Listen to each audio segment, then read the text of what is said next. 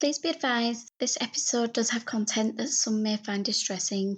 As always, listener discretion is advised and it is not suitable for anyone under the age of 13. Hello and welcome to It's Murder Up North. This is the fourth and final part of the Dennis Nilsen arc. Therefore, if you haven't listened to the previous episodes, please do so before proceeding with this one. The tenants of 23 Cranley Gardens had gone about their lives blissfully unaware of the true nature of the man who occupied the top floor flat. A softly spoken Scotsman who kept to himself and had a seemingly set routine. Vivian Maxday and Monique Van Root occupied a single room on the ground floor. It was they who, having arrived in England virtually penniless, had experienced Nilsen's kindness, with Vivian recalling, quote, "We thought he was wonderful, and he became our knight in shining armour."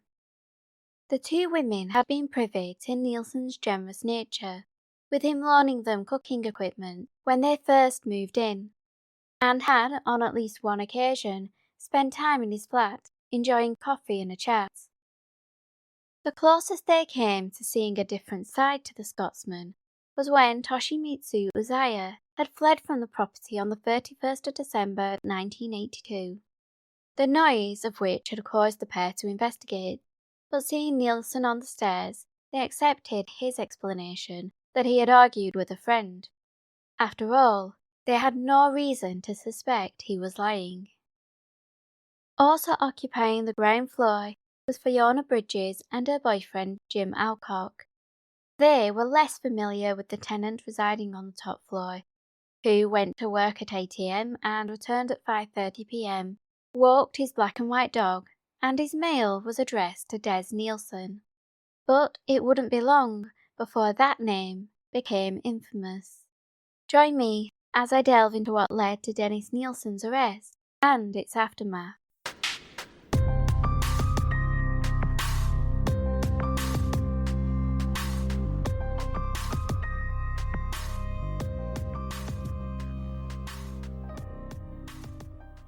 Nilsen's downfall began on the 3rd of February 1983, when the toilets, which all the ground floor tenants shared, began to fill with water.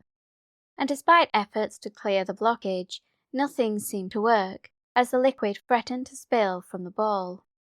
On Friday the 4th of February, the issue was reported to Ellis & Co., who managed the tenancies in the property, and they provided Fiona Bridges with the details of a plumber, Mike Welch, who advised that he would attend the job the following morning.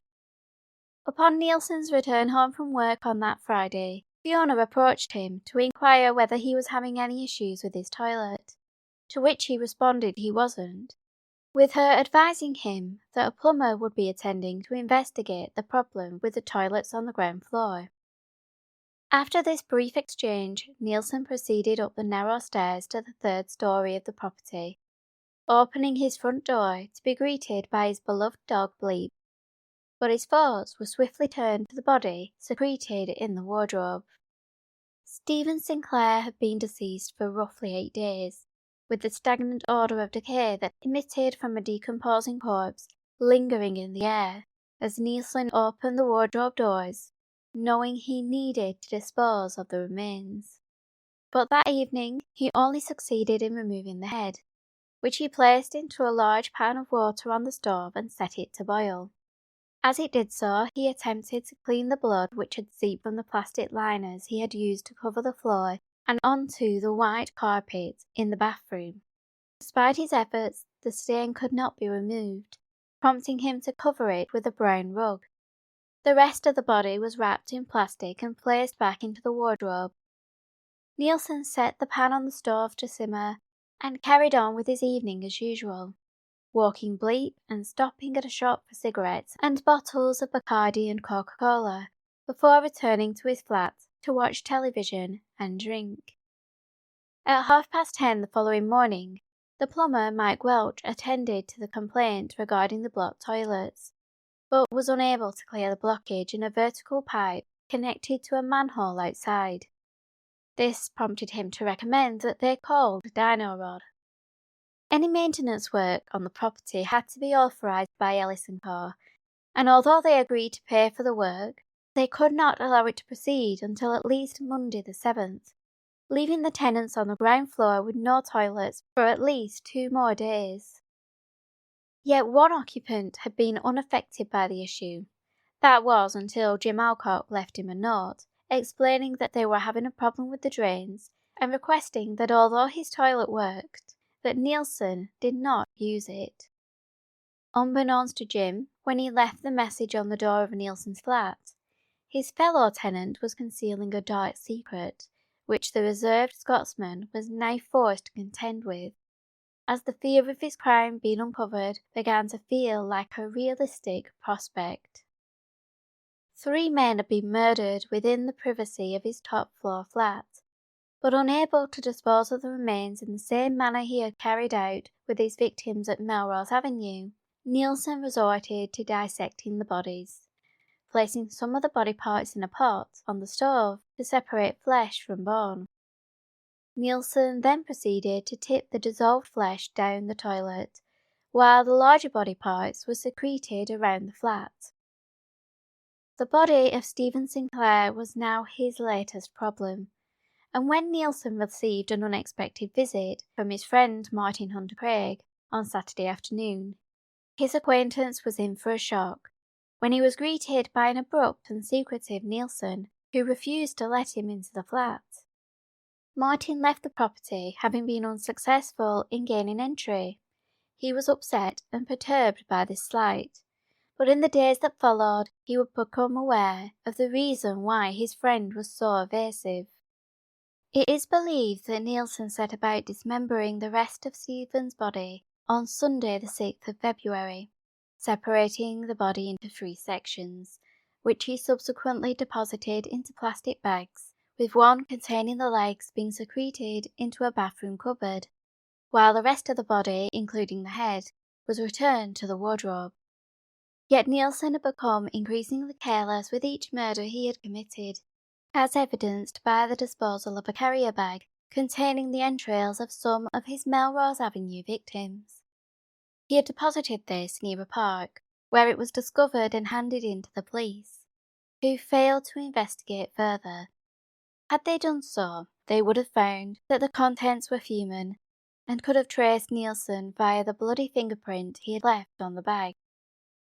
Having read his autobiography, I could easily see Nilsen explaining these lapses of judgment as being due to him subconsciously wanting to be caught. But his rather crude manner in flushing the fleshy sludge from his cooking pot down the toilet would prove to be his biggest mistake. Each time he flushed the toilet, the remains coagulated in the pipes, causing the blockage which Michael Catron, the engineer from Dino Rod, would come to investigate on Tuesday the 8th of February 1983.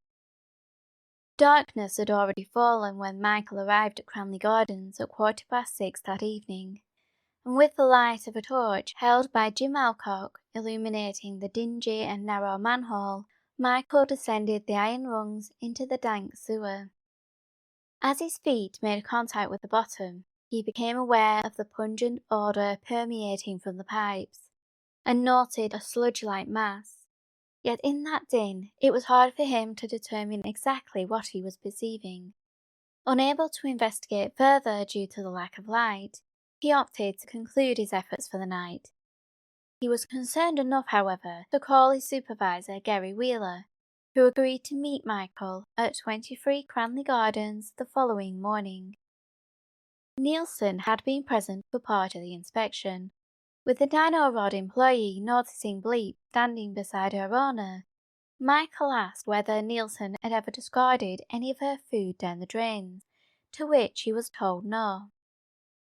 As Michael left that night, the tenants were left without a working toilet once more. But as Nilsen's neighbours retired to bed, he grew increasingly restless.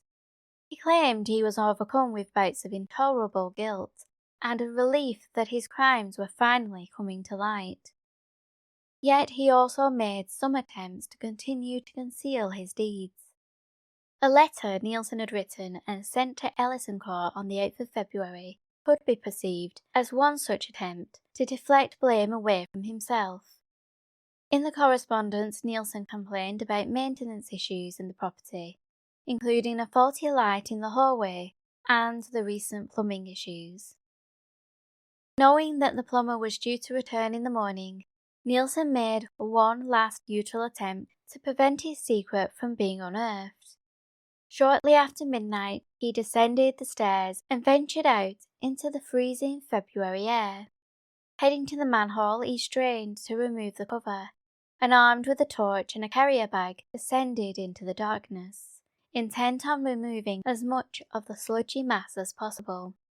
He scooped it into the bag, and then disposed of the contents over the garden hedge. Having already stated to Michael during the inspection of the drains that the sludge looked like someone had been discarding of chicken bones down the toilet, Nilsen would allege later that he did contemplate buying some Kentucky Fried Chicken and discarding of the bones in the manhole. His nocturnal efforts did not go unheeded, with other tenants being alerted to the noise of the cover being removed and scraping sounds, which caused Jim Alcock to go and investigate. As he left his ground floor flat, Jim encountered Nilsen re-entering the property, with the Scotsman advising his neighbour that he had gone outside to use the toilet. Jim was however struck by the fact that Nilsen had chosen to do so wearing just a vest, despite it being a bitterly cold night. Nilsen alleged that he was unable to sleep upon returning to his flat. Consumed by guilt, he claimed he contemplated suicide, but two factors prevented him from proceeding. The first being his fear that he would not be able to present his side of the story, and the second was the thought that he couldn't leave Bleep alone, but he could not bear the thought of killing her before taking his own life. He claimed he spent the remainder of the night consuming rum and holding his beloved dog close. But by the morning of the 9th of February 1983, he donned his typical attire of a tweed jacket, dark trousers, and rimless glasses, and headed out of the door at 8 a.m., resigned to the notion that his time was probably up. It was likely that at some point during his day at work, he placed a letter addressed to his solicitor in the desk drawer, which dictated that should he die in police custody, it should be treated with suspicion. While Nilsen went about his role at the job centre, Michael Catron returned to Cranley Gardens accompanied by his supervisor, Gary Wheeler.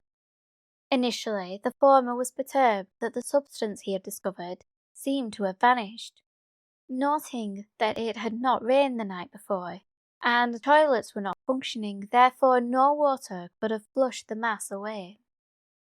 This was not the only thing he found strange, as he had already observed that the manhole cover was not in the same position he had left it in the night before, and suspicions were raised further when Fiona Bridges disclosed that they had been disturbed by noises in the night, emitting from the vicinity of the drain. The final straw came when Michael decided to place his gloved hand into the soil pipe leading to the drain, from which he extracted a greyish-yellow mass, which, with the benefit of daylight, appeared to consist of flesh and bone. This prompted a phone call to the police. At 11 a.m., Detective Chief Inspector Peter J. arrived at 23 Cranley Gardens and oversaw the removal of the fleshy mass, which was sent to pathologist Professor David Bowen at Charing Cross Hospital. It would not be until 3:30 that the pathologist examined the substance and concluded that it was in fact human, adding that the piece recovered originated from the neck of a person, and furthermore, markings on the piece suggested the individual had been strangled.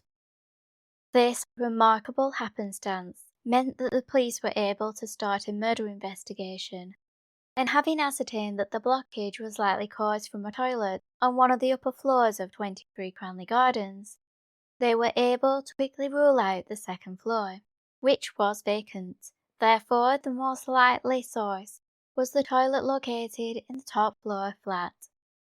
But the occupant was still at work, prompting DCIJ accompanied by D.I. Stephen McCusker and D.C. Jeffrey Butler, to wait until the tall, brown-haired Scotsman returned home at 20 to 6 that evening, presenting a relaxed manner, seemingly unfazed by the presence of the three officers.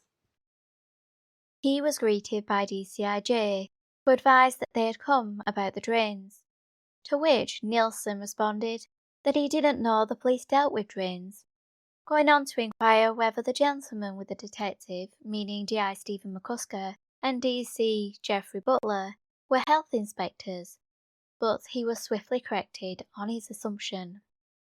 His pithy humour didn't last long, with him taking the officers to his flat. He initially feigned ignorance regarding how the drains had become blocked, but prompted by DCIJ, who insisted he told the truth, Nilsen openly disclosed that there was a body in the wardrobe. Familiar with the pungent aroma of a decaying body, DCIJ felt there was no reason to believe otherwise, and without checking on the wardrobe's contents, Nilsen was detained and escorted to a waiting police car. During the journey to Hornsey Police Station, Nilsen chatted calmly with the officers and freely answered their questions, but startled them when D.I. McCusker asked how many bodies there were, with Nilsen revealing that he had killed 16 men. This was a startling revelation, and one which would require investigating further. Therefore, while Nilsen was taken to the custody cells, DCIJ returned to Cranley Gardens, accompanied by pathologist Professor David Bowen.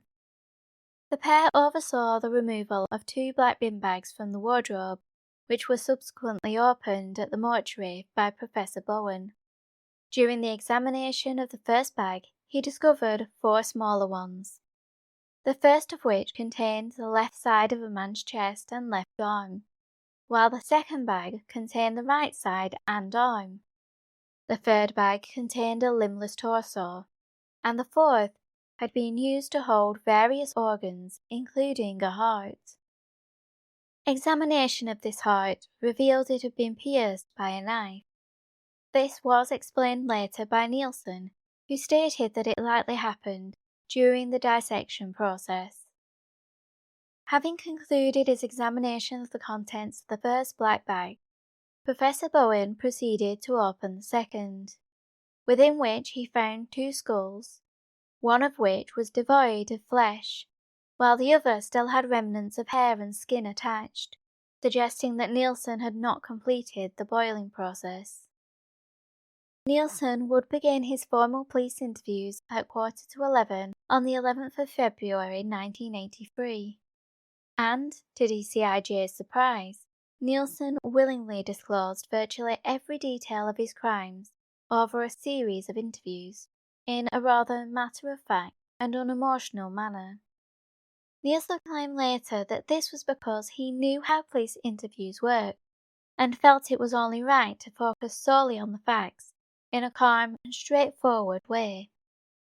His compliance, he alleged, was also swayed by past experiences, having witnessed firsthand, during his time in the force, how people in custody were treated, observing violence, coercion and blackmail being used to get the officers' desired response. Nilsen had also been on the receiving end of this brutality, with him being beaten and urinated on after being arrested for being drunk and disorderly. He had also formed the belief that he was especially vulnerable due to his sexuality. Therefore, he had opted to be as cooperative as possible. Upon his arrest, he informed the officers where they would find further body parts, with them returning to Cranley Gardens, where a bag was found in a tea chest located in the living room, and another in a cupboard in the bathroom. Once again, these bags were taken away for examination, and it was determined that the bag from within the tea chest contained a torso, skull, and various bones, while inside the one from the bathroom, Professor Bowen recovered the waist and lower limbs of an adult male. Faced with the task of deciphering how many bodies they were contending with, Professor Bowen began to piece together the parts. Once the first body was formed, he took the fingerprints, which subsequently identified the deceased as 20-year-old Stephen Sinclair. With the first victim identified, Nilsen was formally charged with Stephen's murder at 5:40 p.m. on the 11th of February. Further revelations were still to emerge, with him advising the detectives on where to search, in particular at Melrose Avenue, where he would be taken to help point out the areas where he had burned the bodies. This instigated the thorough search of the gardens and waste ground, conducted by police cadets from the same training college Nilsen had attended 10 years earlier. As the tired and dirty trainees cleared the undergrowth and painstakingly sifted through the soil, they were acutely aware of the growing media interest in the case. Contrary to Nilsen's belief that the police had leaked the story, with him alleging that they had done so because it was the biggest case of their careers, it was actually the dino rod engineer Michael Catron who had initially contacted the press, instigating what would become a media frenzy. Under the curious eyes of journalists and photographers, the police conducted their investigation with the complete cooperation of Nilsen. He would stun the officers with his confessions, revealing the serial killer had gone undetected for the last 5 years. Nilsen's accounts were corroborated by the recovery of certain bones and other articles which could be linked to individuals who had either been reported as missing or their details were held on police records. As items from Nilsen's former homes were removed, one of his most beloved possessions was taken from Cranley Gardens, his ever-loyal dog Bleep. She was initially taken to Hornsey Police Station, where her owner could hear her whimpers from his custody cell. Yet when asked if he wanted to see her, Nilsen declined, claiming he did not want to cause her any more upset. A week after her owner's arrest, Bleep was taken to Battersea Dogs Home, where, according to the Daily Express, they received an overwhelming number of enquiries from people wishing to adopt her. However, Battersea's spokesperson, Mr. Stephen Manos, advised that, quote, "There is no question of us selling this dog without the owner's permission. We do keep prisoners' dogs here while they serve their sentences or if they are on remand awaiting trial. However, this particular dog's owner has to go to trial before his future is known, and until then, we won't put Bleep up for adoption." He added, "Our kennel staff love the dogs and make a big fuss of them, so people shouldn't worry that Bleep is lonely or unhappy. We will be writing to the owner to let him know how the dog is doing." However, the 8-year-old mongrel, who was blind in one eye, would not survive being parted from Nilsen, with it being reported by the Daily Mirror on the 5th of March 1983 that Bleep, quote, "pined to death after losing her master." Although research carried out by Michael Buchanan, the host of the Amazing Murder Mile podcast, suggests an even more depressing end for the innocent animal. It was believed she could not be rehomed because of who her owner was, and it had been this belief which prompted the decision to euthanize her. Bleep's death would be one of the only occasions Nilsen showed genuine sadness, with him responding to her passing by stating, "I am ashamed that her last days should be so painful. She had always forgiven me everything, and nothing but me could break her heart. She never let me down. In the moment of her greatest crisis, I was not there." After being placed on remand, he was sent to Brixton Prison, where Nilsen demonstrated his defiant side by refusing to wear the prison uniform, complaining that he was being treated as though he had already been sentenced. In protest against wearing the outfit, he threw the contents of his bedpan at the guards. It was reported in the newspapers that he had assaulted them, causing him to be assigned to 56 days of solitary with a loss of privileges.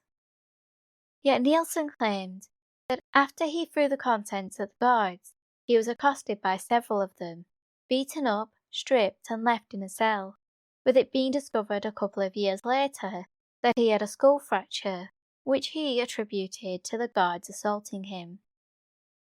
He would also change his legal counsel on numerous occasions, at one point insisting he was going to defend himself, before settling on Ralph Haynes, the solicitor who had represented David Martin, a man whose arrest Nilsen had been affected by, as his actions had caused the trains to be stopped.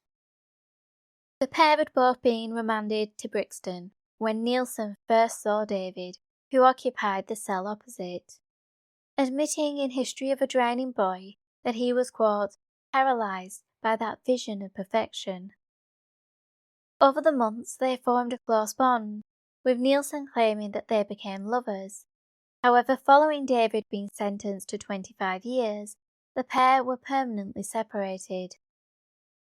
On the 24th of August 1983, it was Nilsen's turn to face judgment, appearing at the Old Bailey before Mr. Justice Croom Johnson, charged with 6 counts of murder and 2 of attempted murder. Despite admitting to the murders, he would not enter a guilty plea, with his defence team taking the diminished responsibility angle. Although personally, I believe Nilsen would have preferred this option, as he liked to talk about his exploits and be the centre of attention, with him perceiving himself as being better than other serial killers because he had been so honest about his crimes. His counsel, Ivan Lawrence QC, did not deny that Nilsen had committed the murders, but asked the jury to consider whether Nilsen had been acting under a defect of the mind during the attacks. The QC explained that if they found Nilsen guilty of manslaughter due to diminished responsibility, it probably would not affect the length of his prison term, but, quote, may affect the way in which the medical authorities care for him when he is in their custody. They would use Nilsen's claims that he entered a trance-like state during the murders, and the testimony of 2 psychiatrists to support the notion of diminished responsibility. Professor James McKeith, a consultant forensic psychiatrist and former consultant at Broadmoor Hospital, took to the stand, with his statements relating to how truthful he felt Nilsen was. The professor agreed with the prosecution's claim that Nilsen was a persistently untruthful person, stating that there were certain inconsistencies in his recollection of events. For instance, he had told Paul Nobbs that he had received an abdominal scar while in Northern Ireland, when in fact it was from a gallbladder operation. While on other occasions it was hard to discern fact from fiction, with the professor referring to the, quote, bizarre story in which 10-year-old Nilsen was rescued from the sea by an unknown boy, with the youngster waking up on the beach naked with a substance on his stomach he believed to be semen. The professor also highlighted the incident with the taxi driver in Aden, where Nilsen was rendered unconscious and awoke naked in the boot of a car, from which he managed to escape by striking the driver over the head several times with a tire iron. In Professor McKeith's opinion, these recollections are important as they, quote, indicated an extraordinary interest in unconsciousness and nakedness. He believed that Nilsen's maladaptive behaviours began in childhood, likely around the time of his grandfather's death, when Nilsen was just 6 years old. This removed a strong familial bond, and lacking any other close emotional ties, he became withdrawn and isolated. His inability to form lasting relationships continued into adulthood, leaving Nilsen with a self-admitted sense of loneliness. Unable to form healthy relationships, Nilsen's adult life was marked with promiscuity and casual affairs, while his fantasies shaped his desires, which he discovered he could only fulfill when his subject was unconscious or deceased. Professor advised that Nilsen spoke of his ritual and, quote, had admitted to washing and powdering the bodies and examining himself and the bodies together in the mirror. Nilsen confided in the professor that he felt an obligation to masturbate just before he started dissecting the bodies, stating that it was a symbolic goodbye. It seemed to be an urge.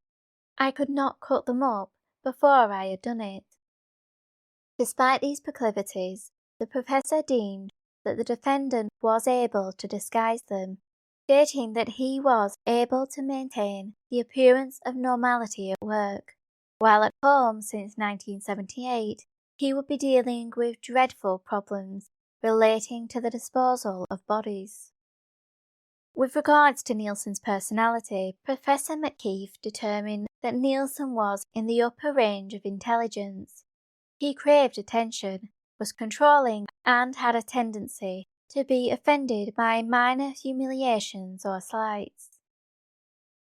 He also had a grandiose manner when speaking about himself, and an inability to consider other people's opinions. Nilsen disclosed to the professor how he would interact with his guests, talking to them about music, politics, Margaret Thatcher, etc. Nilsen then added, if they entered into it, it would be okay. If sleeping, they would be dead already, if you like. I would think they did not care about anything, just struggling through day to day. I was giving them a chance to live. You have got to listen to me, I thought. I am a very vulnerable member of society. Professor McKeith said he found that these personality traits were present at an abnormal level and was indicative of a severe personality disorder. Two things that struck the professor during his interactions with Nilsen formed around his feelings towards the victims' loved ones, whom he asked for forgiveness, but also stated it would, quote, be bad for them to hate him, which Professor McKeith stated seems to me a very roundabout way of expressing remorse. Nilsen had also seemed preoccupied with his fate after sentencing, adamant that he did not want to end up in Broadmoor.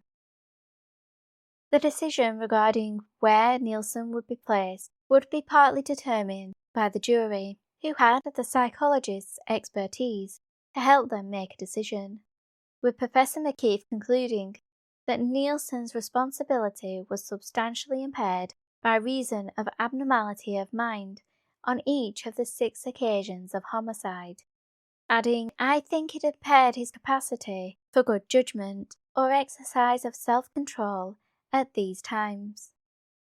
The professor closed his testimony by conceding that although Nilsen had a severe personality disorder, he was not insane.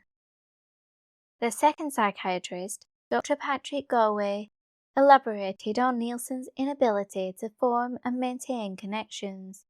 Referring to the relationship with David Gallatin, the doctor stated, Nilsen was trying at one stage to hang on to that quality in his personality which enabled him to remain a normal human being.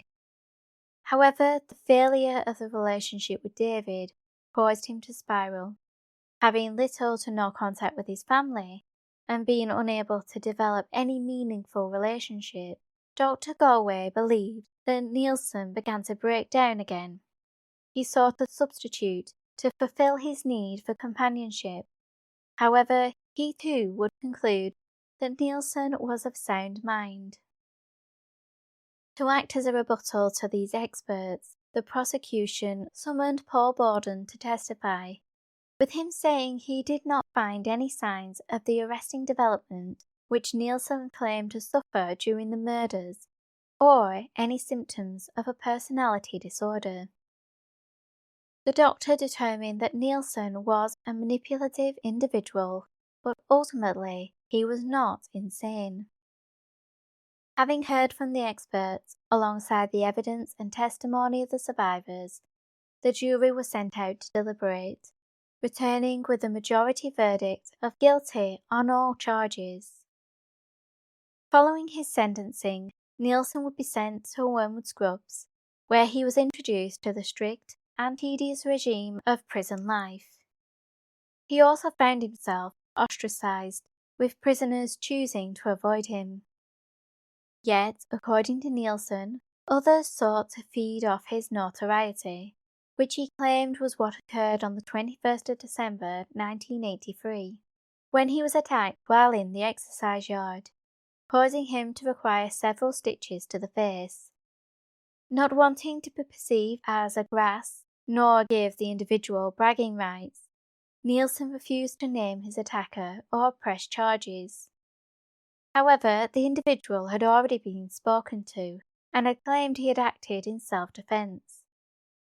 Upon his release from prison, the man Nilsen refused to name, Albert Moffat, sold his story to the Sun newspaper under the headline, "Why I Slashed Nilsen," and another article, which was published in 1988, was titled, "My Knife Fight with Nilsen," embellishing the incident further, dramatising what occurred, with it being alleged that the Scotsman boasted about his crimes and had, quote, "piercing, shark-like eyes."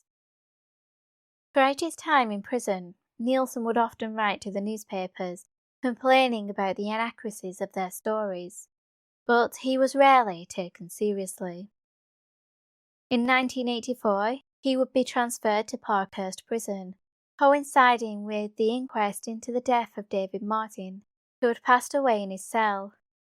A death which Nilsen lamented, but he was denied his request to attend the funeral, as he was not a close relative. Nilsen only had a brief stay at Parkhurst, going on to be transferred to Wakefield, which was primarily where he resided for 4 years. However, he refused to be placed on the close supervision unit, which was utilised to separate high-risk offenders, either to protect others or for their own protection, with Nilsen being perceived as a prime target if he was in the general prison population. While in Wakefield, he acquired a budgie called Hamish, started attending classes, and worked as an engineering machinist. He also sold his clothes to Madame Tussaud for £500, so they could create a wax figure in his likeness. Although most inmates avoided Nilsen, he did manage to form a connection with a blonde-haired, blue-eyed prisoner called Jimmy Butler, but as with his previous relationships, it was an unsuitable and possibly one-sided match, which began to fizzle out when Jimmy read a copy of Killing for Company. Having read the details of Nilsen's crimes, the prisoner kept his distance. Conversations between them devolved into arguments, until they were barely on speaking terms. Then one day, Jimmy insulted Nilsen as they passed each other on the landing. But when Nilsen ignored him, he threw a cup of coffee over the Scotsman. Following this incident, Jimmy was sent to HMP Frankland, where he served the remainder of his sentence, with he and Nilsen continuing to communicate by letter. However, upon his release, Jimmy would go to the press with details of his affair with the serial killer. From the moment of his arrest, and throughout his time in prison, Nilsen developed an obsession regarding how the press portrayed him. He believed the police were leaking information pertaining to the case, arguing that the stories that had been published by the media in the lead-up to his trial could taint the jury. While he also felt like there were individuals who had gone to the press with stories that were embellished or false, with him writing to newspapers on numerous occasions, asking for them to print a correction. Over the years, various individuals wrote to Nilsen, wanting to get to know him, while others sought to learn about his crimes and what motivated them. This included Carl Stotter, who had survived his attack, but was left with deep-seated mental trauma. The pair exchanged letters, and a request was put in to the Home Office to allow Carl to visit Nilsen. Yet this did not come to pass, with Carl struggling to cope with the aftermath of his attack right up until his death in 2013. One of the most difficult relationships was the one Nilsen had with his mother. whom he claimed presented herself to the press as a devoted parent. Betty had told them she could not understand how her son had ended up the way he was, claiming that something must have happened to him upon his move to London. In spite of his crimes, Betty publicly pledged her support to him. Yet Nilsen perceived that her actions contradicted this, including his allegation that he had asked for a transfer to a Scottish prison in order for her to visit, only for his request to be denied, which he claimed was due to no one having shown an interest in visiting. However, it is also possible that due to his status as a Category A prisoner, the Scottish prisons close to Fraserburgh were unable to take him in, either because of staffing concerns or they did not have the level of security required. Nilsen's relationship with his mother would ultimately break down, so much so that he only learned of her death several months after the fact. With regards to internal prison relationships, Nilsen had none after 1990. Instead, he became a loner, and no matter which prison he was in, the other inmates tended to avoid him. While his only frequent visitors were Brian Masters, the author of Killing for Company, and Nilsen's friend Mark Austin. In December 1994, Nilsen was informed that his 25-year sentence had been commuted to a whole life tariff, meaning he would spend the rest of his life behind bars. It was a life which would come to an end on Saturday the 12th of May 2018, after he had spent 2 days in agonizing pain. This had begun at 3 a.m. on Thursday as a stomach upset, and at 7:20 that morning, a guard at Full Sutton Prison noticed the 72-year-old hunched over in pain, appearing pale and clammy. Yet Nilsen was not seen by any medical personnel until 2 hours later. When his condition appeared to deteriorate further, the guards tried to call for assistance, but were advised Nilsen had already been seen and they required a urine sample. By dinner time, Nilsen needed to be helped off the toilet, having urinated on his trousers and seemed to be unaware of his surroundings. Following this, there would be a misunderstanding between the guards, who believed that the medical staff were going to see Nilsen in his cell, whereas the latter believed he was going to be brought to the hospital wing. This confusion led to further delays, and by 6 p.m, Nilsen was found to be in a critical condition with an aortic aneurysm. Despite undergoing a 4.5-hour surgery and being cared for in the intensive care unit, he developed cold feet, a sign he possibly had deep vein thrombosis. At 4:30 on Friday afternoon, his appointed next of kin and friend Mark Austin was advised that Nilsen was suffering organ failure, with his chances of recovery being slim. As such, the decision was made to withdraw treatment on Saturday the 12th of May, 2018. In 2021, Dennis Nilsen's autobiography, which had been compiled from a multitude of notebooks he had been writing in since he had been placed on remand at Brixton, was published, a text which some argued should have never been released, while others found that it offered a unique insight into the world and thoughts of a serial killer. But even Nilsen could not pinpoint what made him a killer. However, back in 1983, Nilsen did admit it was a compulsion, as he expressed his relief at being caught, going on to state that had he not been apprehended, he would have carried on killing. Nilsen's life had been split between fantasy and reality, and by his own admission, the latter rarely lived up to the scenarios he had concocted in his mind. His relationships were often either one-sided or transactional, lacking any meaningful connections, save for his perceived reality. He often took steps to leave his past behind, eager to leave his home stricken. Nilsen severed virtually all contact with his family upon moving to London, and when relationships ended, he would either destroy items that held memories, including the film reels of the teenage boy become infatuated with on the Shetland Islands, or he would become derogatory or judgmental regarding their character or choices. Even his own grandfather could not escape this tendency. While the abuse Nilsen claimed he suffered may have been real, he alleged he recalled these memories while under the influence of drugs. And with a mind torn between fantasy and reality, it is hard to discern fact from fiction when it comes to Nilsen's accounts. And as stated in the previous episodes, there is no evidence to either prove or disprove his allegations. His ability to disassociate from his past or individuals was repeated with his victims.